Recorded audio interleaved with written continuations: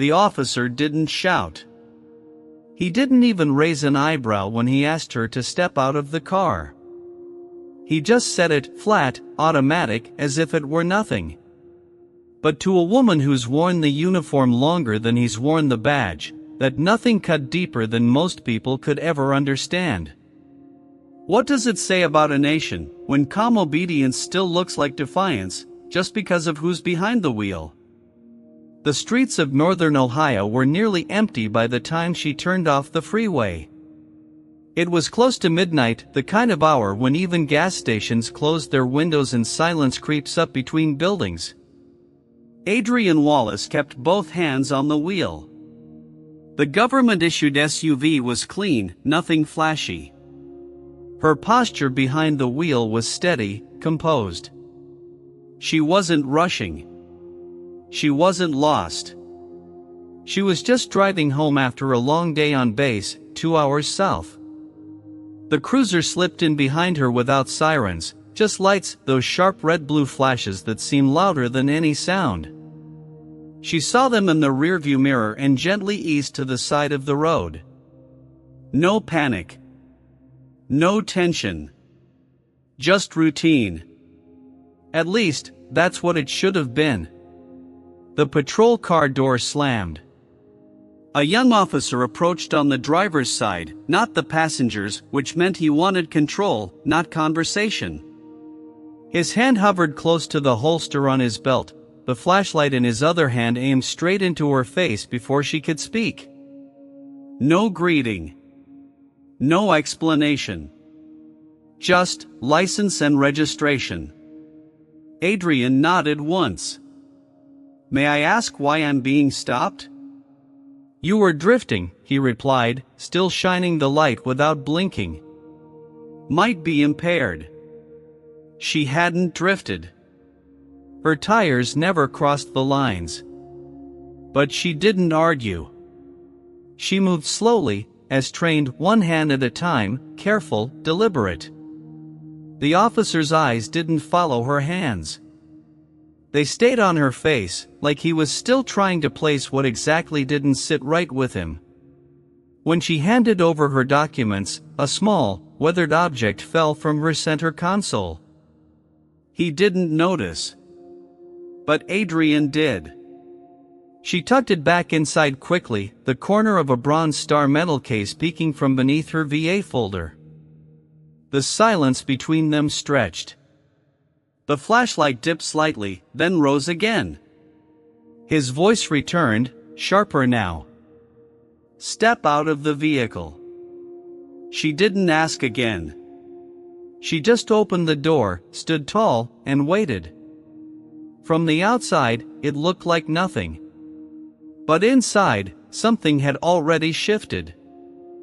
He asked her again to step out of the vehicle. Not loud, not yelling. Just a clipped tone, sharp around the edges. Adrienne opened the door and stepped out slowly, both feet planted firmly on the shoulder of the road. The gravel shifted slightly beneath her heels. She stood tall, not stiff, not defensive, just steady. The officer looked her up and down, flashlight still in hand but now pointed somewhere near her chest. It hovered for a second when he noticed the federal ID badge clipped to her coat. He didn't comment. He just shifted his weight, cleared his throat, and said, "We're doing a field sobriety check." Adrienne didn't respond. She met his eyes for a brief moment, then looked away, not out of fear, but because she knew better than to hold a stare too long when the power wasn't in her favor. He motioned toward the white line on the pavement near the edge of the road. Start there. Walk 9 steps forward, heel to toe. She said nothing. She turned and walked. The air was cold enough to bite through her sleeves, but she moved with quiet focus, counting each step in her head, steady, calm, exact. Not because she needed to prove anything, but because she had learned, over years of command and restraint, that doing things right meant leaving no room for interpretation. When she turned to walk back, the wind caught the edge of her coat. Her Bronze Star medal case, still tucked in the side pocket of the SUV, shifted slightly with the movement, its corner just visible through the open door. The officer didn't see it. Or maybe he did and chose to ignore it. As she completed the walk, he stood silent for a moment, as if unsure what he'd expected to find. "You passed," he said finally, without looking at her. Then, almost too quickly, he added, "Still writing you a citation. Failure to maintain lane." Adrienne raised an eyebrow. She didn't argue. Just nodded once. While he returned to his patrol car, she stood there beside her vehicle. Her hands were at her sides. Her breath visible in the night air. When he came back with the ticket, he handed it over without looking her in the eye. She took it, folded it once, and placed it in her coat pocket. Still, she didn't speak. And that, more than anything else, seemed to unsettle him. Because silence, when it comes from someone you expect to beg, to explain, to plead. Silence can feel like judgment. Silence can feel like power. And Adrienne Wallace never said a word. Adrienne turned back toward her vehicle, moving with the kind of calm that doesn't need an audience. Her boots landed without sound, her shoulders squared but never rigid.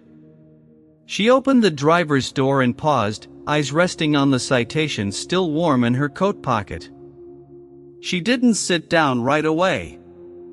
The officer was still by his patrol car, scribbling something on his clipboard. Not watching her, but not completely ignoring her either. The space between them held more than distance, it held assumption, imbalance, and the kind of history that never makes the reports. She didn't speak. Again.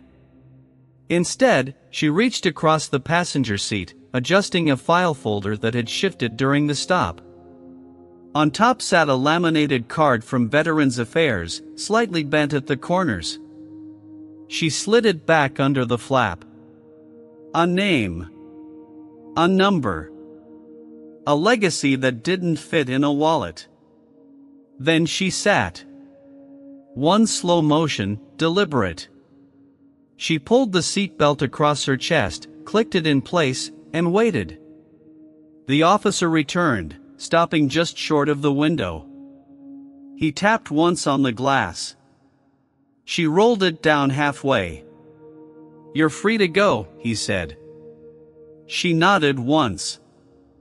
No thank you. No frustration.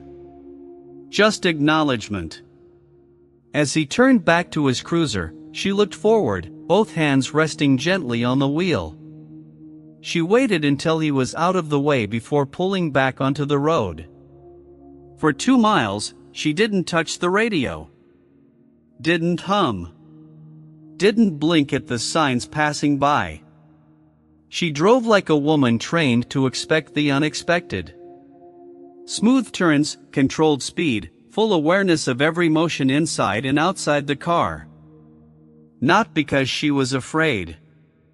Because habits don't fade just because the uniform is folded away. At the next red light, a delivery truck idled beside her. The driver glanced over, then away. He didn't see rank. Or years of service. He saw a tired black woman in a dark SUV and thought nothing of it. Adrienne didn't mind being unseen. What bothered her was being misread. Not just tonight, but in places like grocery store parking lots, hotel lobbies, and voting lines. In quiet ways. In small ways. Ways that say, you don't belong here unless you explain why you do. But Adrienne Wallace never explained. She carried her record in the way she stood. Her rank in the way she moved.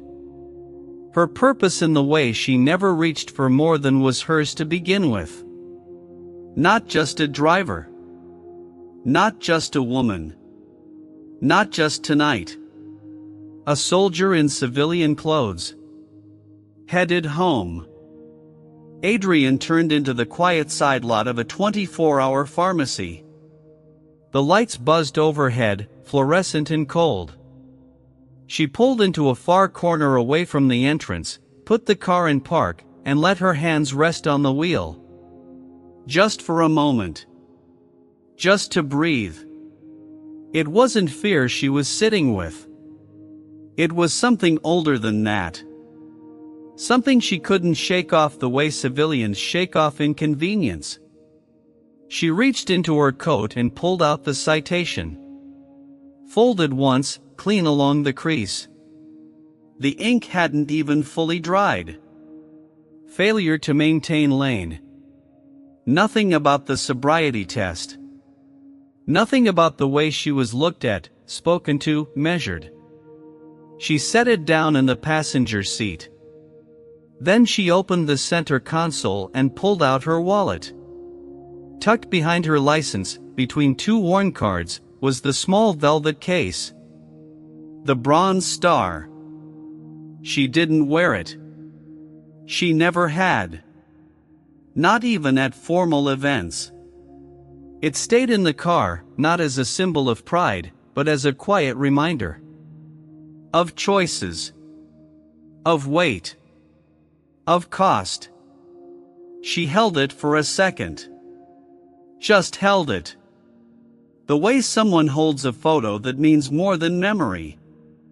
Then she closed it gently and returned it to its place, unseen. The sound of tires crunching on gravel broke the silence. The patrol car was back. It circled around slowly, then stopped behind her at a slight angle. She didn't move. The officer stepped out again. Same man. Same look. Just making sure you're not stalling, he said. Adrienne rolled the window down halfway. I stopped to take a breath. He gave a short nod, almost performative. You're not being detained anymore. I understand, she said, voice calm, almost too even. He glanced at the citation on the seat beside her. You can fight it if you want. Court info's on the back. She didn't answer. Just gave a single nod. He turned and walked back to his cruiser, the rhythm of his boots more relaxed now, like the moment had passed. Like it was done. But for Adrienne, it wasn't. Not really. She stared out through the windshield. Past the pharmacy lights. Past the empty street. Past the way her name had once been called in a sandstorm halfway across the world. She remembered what it meant to carry something that could never be returned. And now, tonight, here in a quiet Ohio parking lot, she had been given something else. A ticket. A glance. A moment of humiliation that didn't scream, it whispered. And somehow, that made it worse. Because no one else saw it. No one else had to explain it. Only her. And she would. Just not yet. Adrienne pulled into the lot behind her building just after 1 a.m. The street was quiet, save for the distant hum of traffic on the overpass and a lone porch light flickering across the way. She sat there for a minute longer than she needed to, the engine still running, the warmth from the vents barely cutting through the cold that had settled into her chest. The apartment was upstairs, 12 steps exactly. She always counted them, not out of habit, but out of discipline. A kind of grounding. Her hand brushed the railing as she climbed, soft leather gloves pressed against cold steel. Inside, everything was still. No TV, no radio, no hallway light. The clock on the microwave blinked 1:03. She didn't turn it off. She didn't turn anything on. She placed her keys in the same ceramic bowl she'd used for years, removed her coat slowly, then sat at the edge of the kitchen table. Not to eat. Not to write. Just to sit. On the chair across from her, a small folder rested, documents from the VA, a schedule for an upcoming logistics briefing, and a notepad with 3 names she had written earlier that week. Young soldiers. New to her unit. They didn't know. Not yet. What it felt like to be watched more closely when you walked into a room. Or what it meant when someone called you aggressive just for asking a question. They'd learn. She hoped they wouldn't, but she knew better. She thought about writing something down. Maybe just the date. Maybe what he said. Maybe how it all felt. But instead, she opened a drawer and took out a blank envelope. Slipped the citation inside. Wrote nothing on the front. Just placed it, quietly, in the back of the drawer. There were plenty of things she could have done. She could have raised her voice. Could have called someone right then, let the story spin while it was fresh, let the heat of it carry her. But she didn't. Because she knew what anger cost. Especially when it came from someone like her. And she had spent her life choosing which fires were worth feeding. So she didn't yell. She didn't post. She didn't warn. She let the silence settle like dust. But silence isn't surrender. Not with her. It's how she holds the line until it's time to move. Monday came without ceremony. Adrienne arrived at the base just before 0700, parking in the far lot as usual, away from the younger officers who filled the closer rows with noise and unfinished conversations. The early air was quiet, thin light stretching over the pavement, the kind that made everything feel slightly out of focus. She walked with the same composed rhythm she always carried, the kind that didn't ask for attention but never invited dismissal. Her office was still, blinds half drawn. She hung her coat, placed her bag under the desk, and sat. There were reports waiting, supplies in transit, 2 scheduling conflicts, 1 missing pallet from Georgia. Nothing urgent. Nothing new. She opened her inbox and found a flagged message sitting near the top. Unfamiliar sender. Civilian address. The subject line read, "From the diner lot." She paused before clicking it. Inside was a short message. Just 3 lines. I was there. I filmed what happened. I think someone should see this. A video file was attached. No commentary. No caption.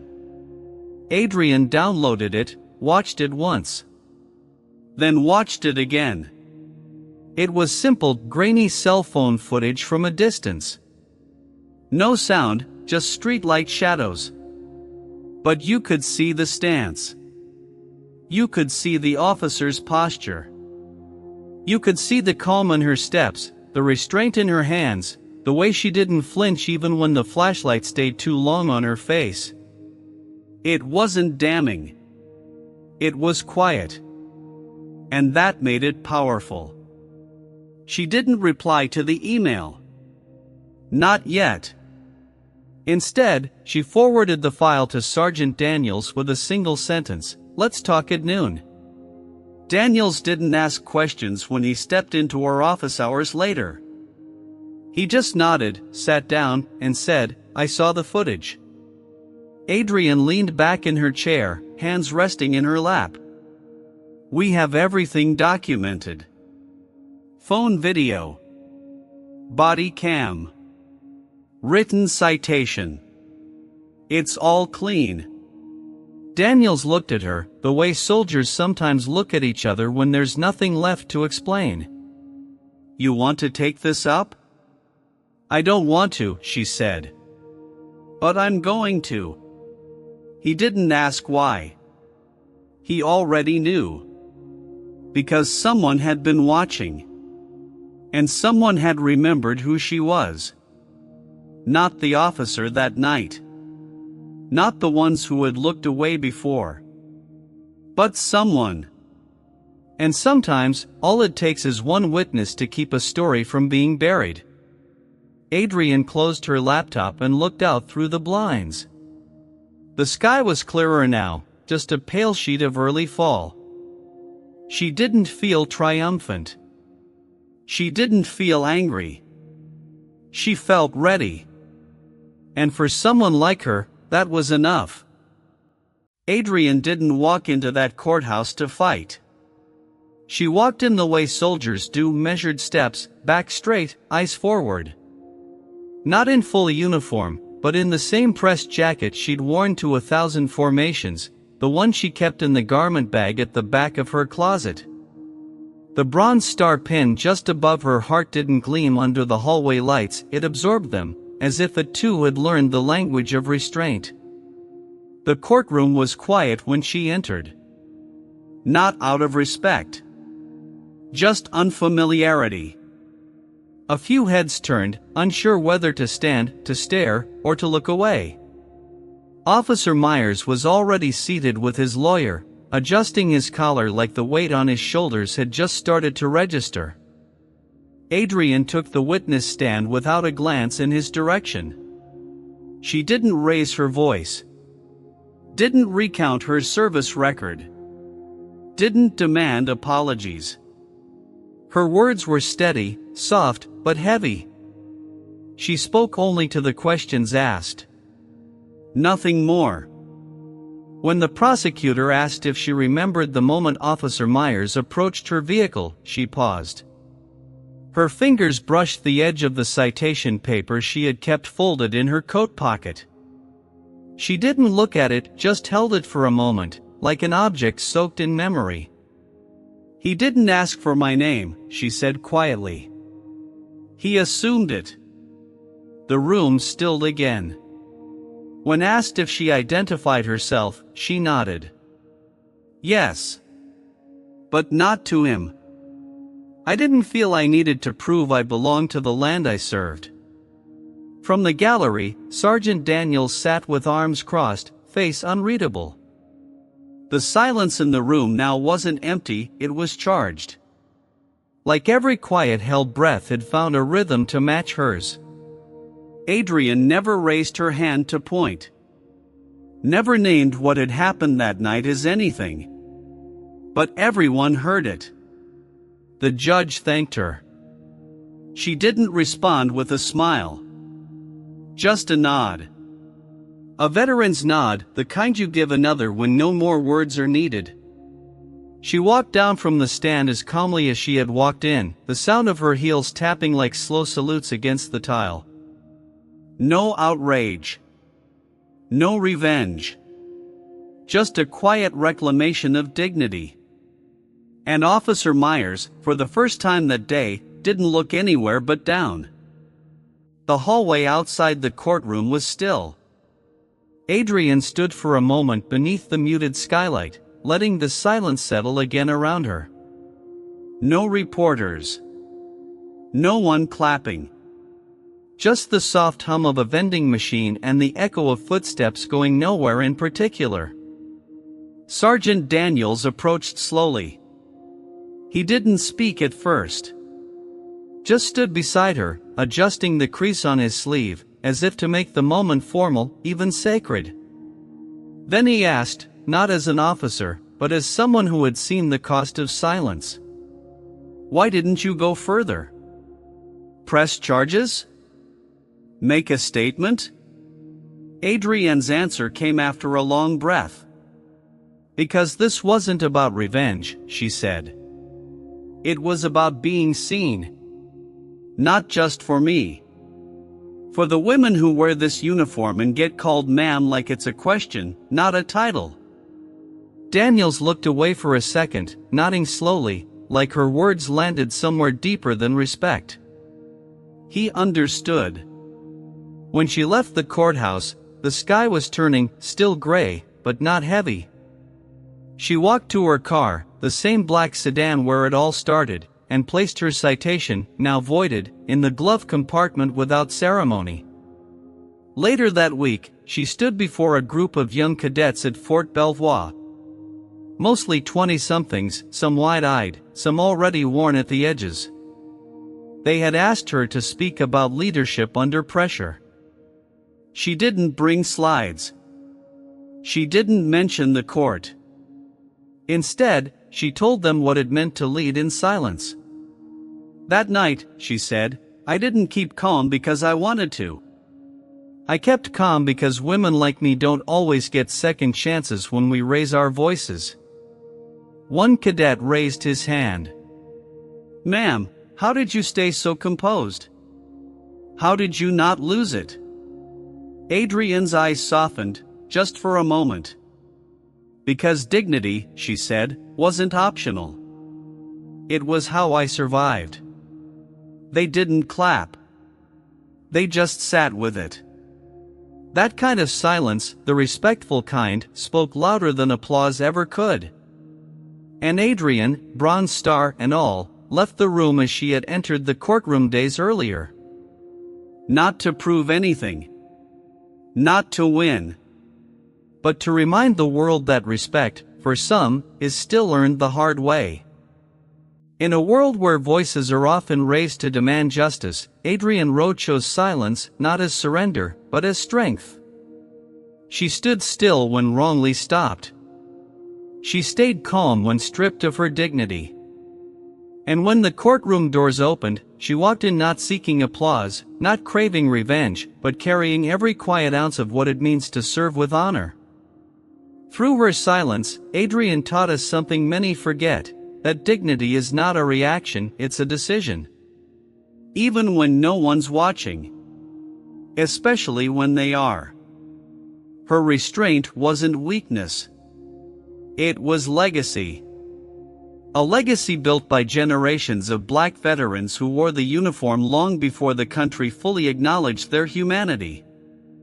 And maybe that's the question we must all ask ourselves. What kind of strength does it take to remain calm when the world dares you to break? If Adrienne's story moved you, if it made you pause and reflect, share this video. Let someone else remember what quiet courage looks like. And if you believe more voices like hers deserve to be heard, hit the like button, leave us a comment, and subscribe to Black Veteran Stories, where silence speaks volumes.